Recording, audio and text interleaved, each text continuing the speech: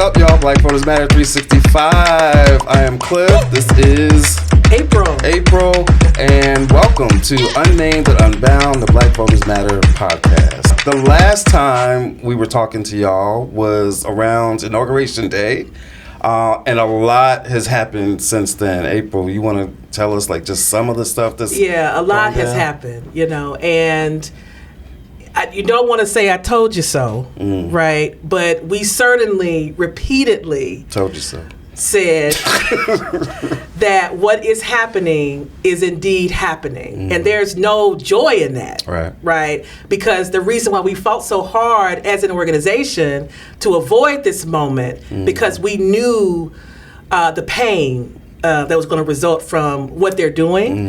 And some would say, oh, it's just executive orders, it's just paper. But as we see with some of those executive orders, it's happening in real time. Last week, when they did one to freeze the payments, right, of certain grants, of certain services, we saw the outcry of people calling in, talking about they didn't get their veterans, right, benefits. Some Medicaid checks and disability checks were not sent. Because people don't really understand how, a lot of folks really don't understand how the federal system works. They've allowed for some people with some malicious intent to define the work of the federal government. So a lot of folks don't understand how much on day to day, right, this really happens. And you used to work with the federal government. I used to work for 8 years. I worked under both Obama and I worked under the first Trump administration. You was the deep state. I was the deep state. Right. And I worked in an agency that dealt with civil rights. So I know 100% what happens in these offices and how crucial and important they are. And I also knew, which is also a part of that I told you so, right, was that the reason why in Project 2025 they talked about removing federal employees was because the last time Trump was in office, the reason why he couldn't do most of this stuff was because of civil servants. The folks who work day in and day out, regardless of whatever administration, to keep the system running. They were sending out signals about what he was trying to do, and they used their knowledge, right, and that institutional whereabout to stop him and make him unsuccessful. So when we were talking about last year, Project 2025, a repeat of Trump 2.0 and how hurtful it would be, we personally knew that it meant a removal of federal employees so that he could begin to do the things, not in the dark, but do them quickly and in the light. And there's some things they're doing where they're going after like all federal employees or all employees across whole agencies. A lot of news about USAID. Which you have some. Which I used to work at. Come on. For how 3 important years. Is that? Right. And it's important.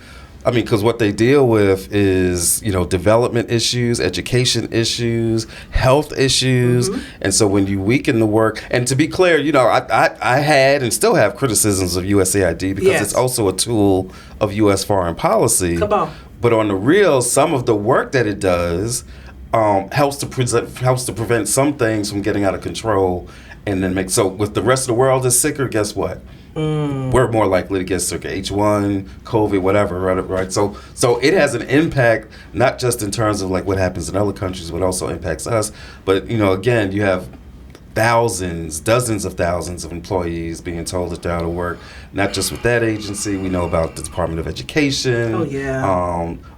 And they're going after, because I saw something talking about that they're also targeting, I think it's some health agencies or some of the agencies in Health and Human Services, but they're also going after black employees, right? And a lot of people don't know the federal workforce is I won't say largely, right, because we're not a majority, but certainly compared to like the rest of the American workforce, disproportionately black folks. So you got a lot of black folks, both in the D.C., the DMV, D.C., Maryland, Virginia area, but also even in some of the other places, you got a lot of black folks in the federal workforce. And there's some information saying that they're targeting black workers in particular, in addition to the stuff that they're doing that's agency-wide. So you got all of that going on. And then you get some of the other executive, I mean, that's just one piece of the puzzle. Some of the other executive orders. You had one that talks about 2 genders, right? And some would say, well, it's just an executive order saying that there are 2 genders. But the implications of that are targeting directly a specific group of people. They're meant to target and begin the process of unraveling years of progress that have been made to become more inclusive in schools, in universities, in jobs. That particular executive order is going to have waves of impact because executive orders, and folks have to understand, while it's targeting, right, just the quote unquote federal system, what it does, it signals to the private sector, right, the legislation that's going to follow what these executive orders comes. It signals to courts, right, to look at cases and to anticipate what's coming down the pipeline. And so what's reserved through EOs in the federal system actually starts to reap into and seep into what's happening outside those 4 walls. And so that means now, right, gender affirming care, the kind of health care, the military begins to shift again to the don't ask, don't tell era that was so fought to get out of. And so that executive order alone is going to impact us, disproportionately. Right. Because already transgender and queer Black people are already being targeted even outside of that executive order. So that's one that's not necessarily seen as something that's targeting us. But you best to believe it will be an avalanche approach or effect on our communities. Right. But DEI in the Department of Education, when you talk about the unrolling and unraveling of what they call Biden's racial disparity and justice initiatives that he embarked, all that's gone. Right. And we'd be remiss if we didn't mention the air accidents, right? The airplane collision, which somehow your boy Orange Mussolini wrapped it back right on back to DEI and Black folks and trans and women and all of that. And so we're not gonna do a deep dive on all of these. There's so much more, but just a couple we want to mention before we get to the heart of the matter, which is okay. So what do we do about it? One of the attacks on DEI dealt with pulling back the regulations and executive orders that have been in place for 60 years around equal employment, around equal employment of contractors. And again, part of how so many Black folks got into the federal workforce was because of the executive orders dealing with federal hiring of both direct workers as well as contractors. Pulled that back, which impacts not just individuals but whole Black companies, right, that were able to do business with the federal government.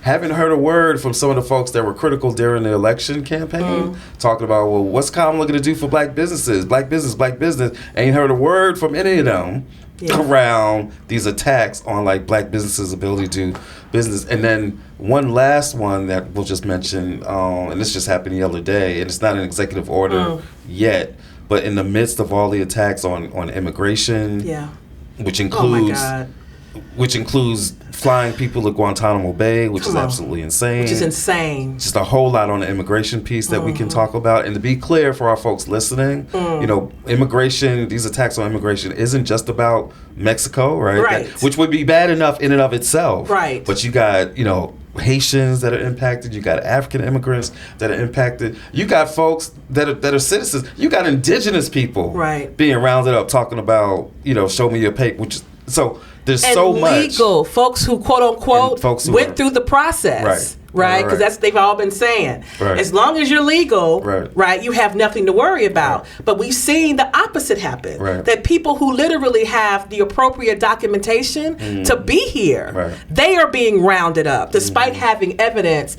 that no, I have a green card or I have documents that permit me to be here and work.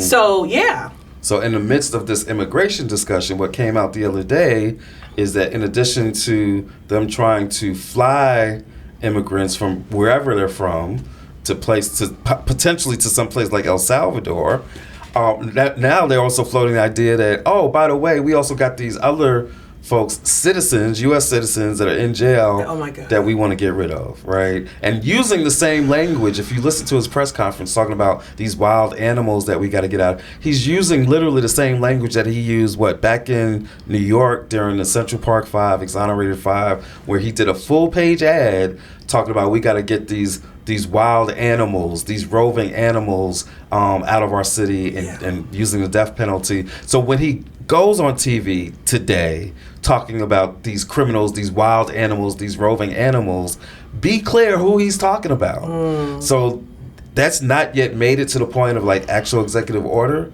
but it's something that is actually being entertained, that they would literally ship us out of this country, or at least ship out those of us that are in jail, which you can see the pipeline. Like you can see the wheels turning in his head, right? Oh, so all we got to do is arrest more black folk, get them in jail, and then once they're in jail, we can now export them to El Salvador, wherever they got to go to. You know, people will listen to us say things like that, and they would say, you know, you just a conspiracy theorist. You sitting over there theorizing on harm that, quite frankly, is just too much. Like, you know that's not going to happen here. Like, why talk about that in that way? It hasn't happened. There isn't an executive order that says, I'm going to do it. So, you know, you're just fear-mongering. You're just creating paralysis in people. Like, what would you say in response to folks who just heard you say, you can imagine, you know, where the threat of taking American citizens and also housing them in El Salvador will take us, and they just really targeted us. What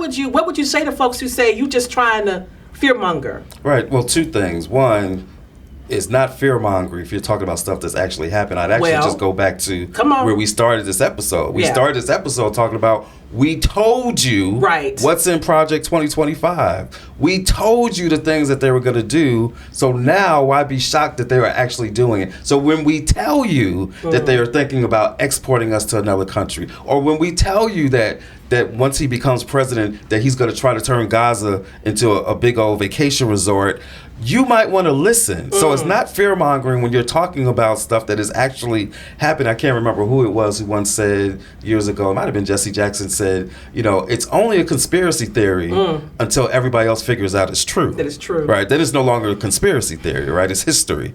And so we're trying to keep this from becoming history. Because it has been history here. Because it has been history here. And that's what we're going to get into, which is, you know, what can we do? How can history inform us about how to deal with a moment like this? And in some ways, it's a moment that's, you know, it's different from anything we've seen over the past 100, almost 200 years, right? You know, we were talking earlier, to find a period in time in this country where we had to deal with not just the full force of the state governments being against us, right, like Jim Crow, but also the federal government being against us, the courts being fully against us. You got to go back to maybe like post-Reconstruction. And in some ways, you got to go back to slavery itself to see like the full brunt of all of those branches being brought. You know, at least in Jim Crow, you had some element of like the federal government protecting some rights. Because you had the amendments, right? Because you had the amendments, right? You had a Supreme Court that would at least come in and do a Brown versus Board of Ed decision ending segregation, even though you then had to fight states to actually implement it, right? But you had a court that ruled on it. You had a federal government that, at least on the face of it, sent in troops and all of that, right? But to go back to a period of time where we had all of these forces unapologetically, unabashedly, just against us in our lives, you really have to go back quite a way. So what can we learn from, you know, because some people are saying, oh, this is just like 1933 Germany, right? And we need to learn how they dealt with fascism. Or even today, like there's fascist governments today, Hungary or wherever. We need to look at how they're dealing with fascism. And so you got black folks over here saying, hey, y'all. We've been there. We've been there. Yeah. And I think part of it is acknowledging that, right? Because, of course, they've been spending, the last 3 years trying to, quote unquote, end woke. And what that meant is, let's diminish or do away with the history around the things that you're talking about, right? Because the people who don't know and can't recall or don't remember may not know what to fight or how to fight, as you're talking about. So what's happening in Germany can be informative, right? How do you take franchise people who traditionally are franchised and make them disenfranchised in a small period of time? So I get what people are are doing, but we can't overlook America's, right, horrible history of oppression, right, of genocide against Africans who were brought here in this country, from the indigenous people that were here. You know, we can't ignore that history because there's been genocide, ethnic cleansing, colonization of folks here, folks who have won and fought, right, to get to where we are. But there's history there that can inform us. And I think one of the, you know, the reason why so many of us don't know and are very comfortable and are like, oh, you can't take our rights, those rights were fought for. And what did they do? And I think we should begin to have more conversations that we not only examine, right, the historical evil behind, but the same coalition that is foraging right now to bring forth this darkness to light, to support a Trump candidate, is the same force and coalition that kept us enslaved in this country for years. Whether it is the white Christian nationalists, right, who are a part of this white Aryan nation movement, the billionaires who used to be called the landowners, right, who were the only ones who actually had the land. So we call them oligarchs today, right? And the straight up white supremacists. It didn't matter how much money you had a belief that there was something, there was some currency, right, that came with your whiteness. And you should be on charge no matter what your status was in life. And that same coalition is in effect right now, created this outcome of this election, and they have some intense agendas that they're trying to bring to pass that mirrors the same agenda, quite frankly, that they had historically. And this time, they don't want to go back. They don't want an era where they had power and they lost it. They want an era where they're going to have enshrined, sustained power over this country, regardless of the changing of demographics. And we as a people, we have to remember that history so that we can look American exceptionalism, this notion that it can't happen here, and call it for the lie that it is. Because it can happen here, it has happened here, and if we're not diligent in the way that our ancestors were, it will happen here. So what are some of the, you know, speaking of slavery, Jim Crow, American fascism, what are some of the things that we did to resist that we think are applicable? Come on, Professor. I don't know what you're talking about. I know what you're looking at me for. Right. I mean, you done spent 20-something years of our life teaching on college campuses about this pathway of resistance. You know, that's your middle name. His middle name is Cliff Resistance Albright. So my position is, what are those things that our people historically have done that have allowed us to have a pathway to liberation, knowing that we're not there yet. But you know. Well, just like high level overview. Like one of the things that we always talk about is the Underground Railroad, right? So what is the modern version of the Underground Railroad, or what are the elements of the Underground Railroad that made it successful? And to be clear, we are not going to organize the revolution and the resistance on this podcast or on the internet, right? The revolution will not be televised, shared, and tweeted, right? And so, but there are some lessons and some you know, just kind of some high points that we could talk about. So when you think about the Underground Railroad, you know, what are we basically talking about? We're talking about organized pods of resistance, a whole chain and pathway from one part of the country to another part of the country. Not sanctioned by this government. Right. By this government. That's right. And so as we think about what our resistance looks like, it's got to have some element of that. It's got to be like connected pods of resistance all across this country, right? What are some of the other things we did? One of the things we always talk about at Black Voters Matter is the role of culture, right? We've got to learn from the ways that we used our culture throughout slavery or the period of enslavement. You know, the ways that we talk about, you know, how we had to use the drums to send messages, right? Especially, what are we dealing with? One of the main obstacles we're dealing with right now in terms of the current resistance is what? This communications ecosystem, right? This information ecosystem, social media being, you know, biased and all of that. And so we've got to learn from how do we use our culture? How did we use our culture to deal with that? Whether it was the drums to send messages, tap dancing to send messages, Negro spirituals. the Negro spirituals. How powerful? They just had the Grammys the other night. How powerful would it be if we had a whole system within entertainment where we were using our music to send messages of resistance, right? And so, thinking of ways that we can continue to use our culture as a part of the resistance. And then there's a whole bunch of other things that we can talk about. We could talk about like work slowdowns that the enslaved would do, like systematically to throw a monkey wrench into the system, into the economy of some of these states, right, and of this system. So we have got to. People talk about, I ain't my ancestors. We need to. We need to be them. We need to be them. We need to be them right now. Right now. Pull some of that forward, right? Sankofa, looking back, right? Yeah. We got to pull some of that forward. We got to modernize it, of course, but there's some lessons that we can look at from how we dealt with American fascism.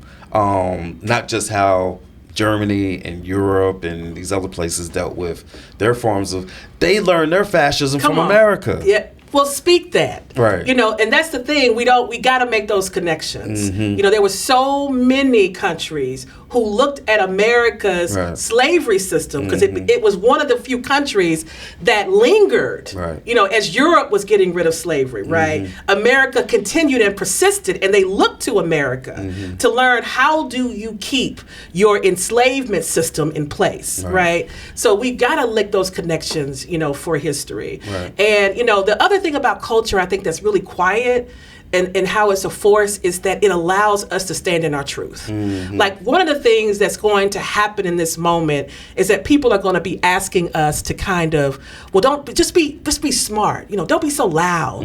Like stop using the language of diversity and inclusion. Stop saying black. Soon mainstream is going to start telling us to do those kinds of things, right? But as you're talking about culture being used as a power, the Black Power movement, when we start wearing our hair natural, when we start saying, I'm black and I'm proud, or black is beautiful, was so that we don't usher changing our names to reflect our indigenous lands and our native lands. We've got to really rely on that right now because the mainstream culture, it may even become dangerous to say you black or that your purpose or your work or your mission is to make sure that black folks not only not return to enslavement, but take their rightful place in power, right?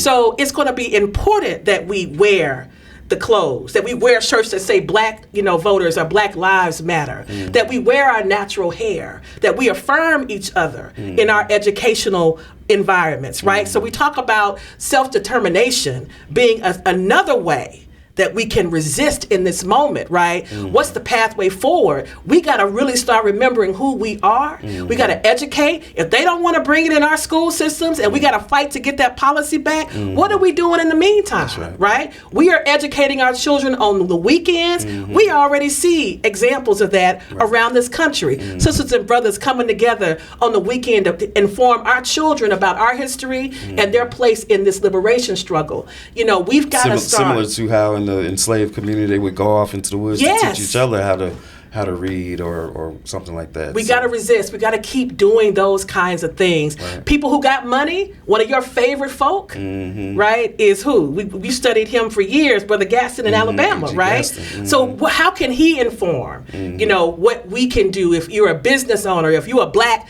because we do have black millionaires and billionaires. How could Brother A.G. Gaston and what he did during this time of struggle and hostility inform other black businesses and millionaires what they can do now? And for those who don't know, A.G. Gaston being a black businessman who literally helped fund major segments of the Birmingham movement. There's some in the movement that say that there even couldn't have been a lot of that movement without the support that they got from somebody like A.G. Gaston. I went to Alabama School of Law in 1994. My class in 1994 was the largest class of black folks that they admitted into that program, and it was only 24 of us. But that was the largest they had ever admitted. And the reason why they did that was because that brother, who was still living, told them that if they didn't increase the number of black attorneys that went through that school, he was going to take away his endowment. So just like he was in the 50s and the 60s, working to help finance and provide the resources that our community needed, he was still doing that in 1994.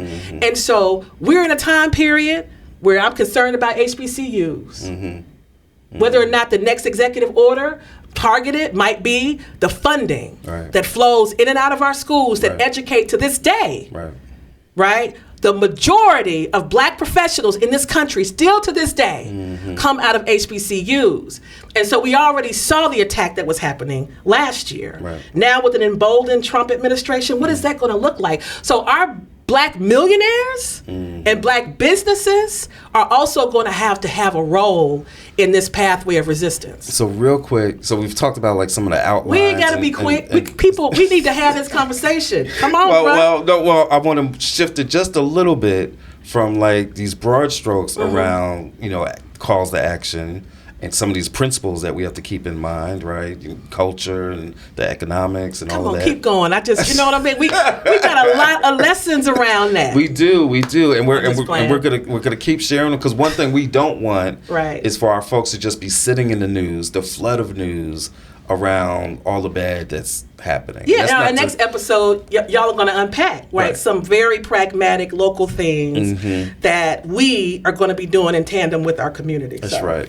And in the meantime, there are some organizations that are doing some actions, like right now, around some of these issues, around, you got groups that are doing calls, trying to get people to make phone calls to Congress, trying to get them to take more action, trying to get them to deal with the fact that you basically got Elon Musk sitting in the Treasury Department, controlling and having access to all of our information. And so you got some organizations that are trying to do phone calls. You got Working Families Party, you got Indivisible, and we are certainly going to be helping to amplify like some of what some of these other orgs are doing. I think we still are at a place where you got a lot of black folks that, even as we're watching a lot of bad stuff that are happening, that are still kind of sitting back saying, we're not going to be the first ones to throw the stone.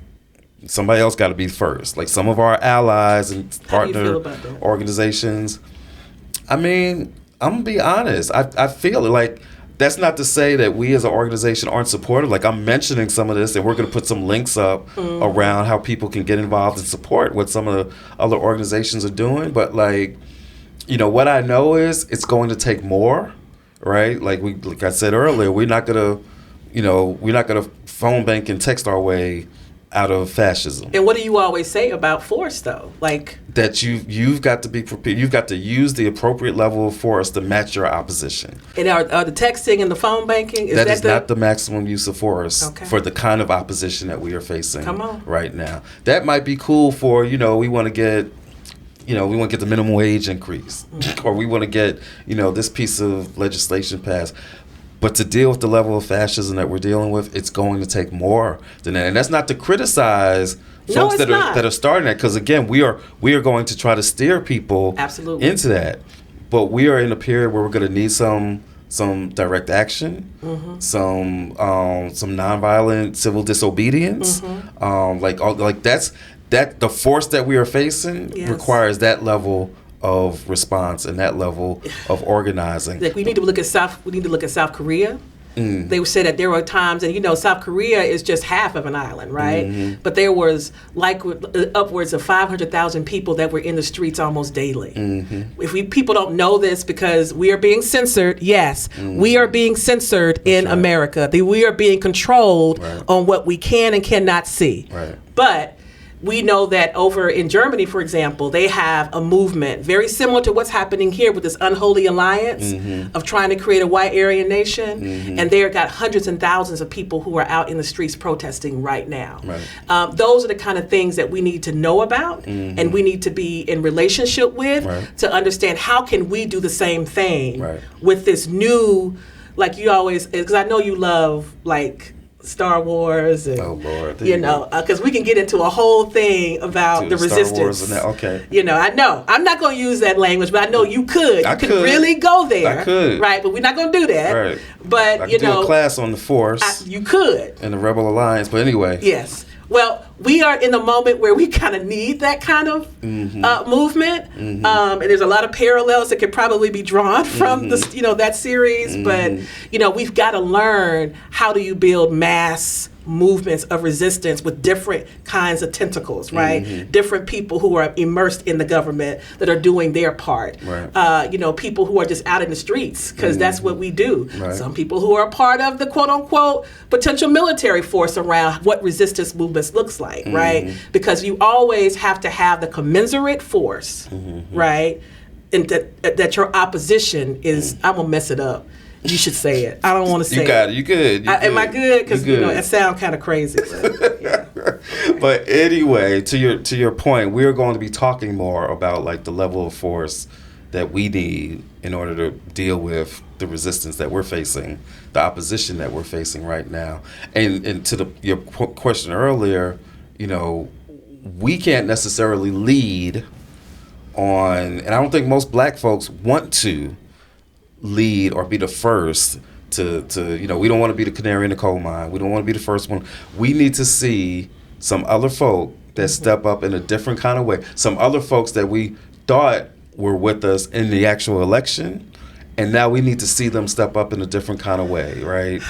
And then I think more black folks will be willing to be like, okay, they rolling for real now. Now we can roll with them. I get it, but it's kind of like, when you do a potluck, and you always know black folks, they food gonna be better. You be afraid that you're not really sure. I'm saying because quite frankly, there is a mass movement or the face of this resistance is coming to bear, and it's not just us, right? It's indigenous people. Yes, it's Hispanic and Latinx people. It's members of the queer community and the gay community. It's white women who thought that somehow they were going to be immune from being a target, of what's going on with this quote unquote agenda of this unholy alliance. But it's also white folk who don't have the kind of resources and money, right in this country. They really are a part of this group that we're trying to create. Right. So the potluck, if I may continue with that, that example, it's all of us bringing a dish. It's all of us. And I'm looking at some of them, and I'm like, it's got macaroni and cheese labeled, but do I really want some of that mac and cheese, right? I don't know. I'm just saying. So the idea of not taking leadership of what we about to forge has me a little concerned about how this dinner gonna go, right? So I don't want to make light of it. I'm really being serious about leadership in developing what it is that we need to do to deal with this level of opposition that we're about to face. Because I want to take it serious, right? But I also want to make the point, because I'm a part of 92%. That's right. I'm one of them sisters who was like, I told y'all, right, I'm about to go over here and mind my black woman business. But I also know that, on a personal level, I'm worried about you. I'm worried about, my own sons. I'm worried about, our team at Black Voters Matter. I'm worried about our survival as an organization in this time period, whether or not, this effort to say no more racial justice, no more inclusion, no more diversity, and no more equity. What does that mean for our ability to continue to resource the movement in the way that we've been able to do it? So I'm scared.